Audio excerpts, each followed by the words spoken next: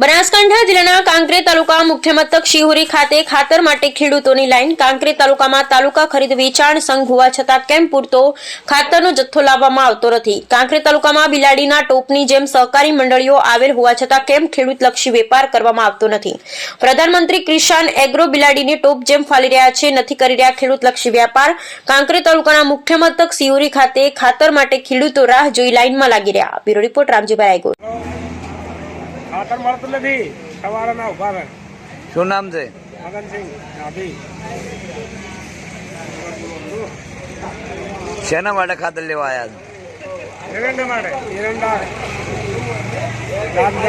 હું ખાતર માટે બેઠો છું, પણ આજે 4 વાગ્યાનો બેઠો, ખાતર મળતું નથી। પણ ખાતર સારું બેઠો છું, પણ કોઈ ખાતર મળતું નથી, ખાતર આવતું જ નથી।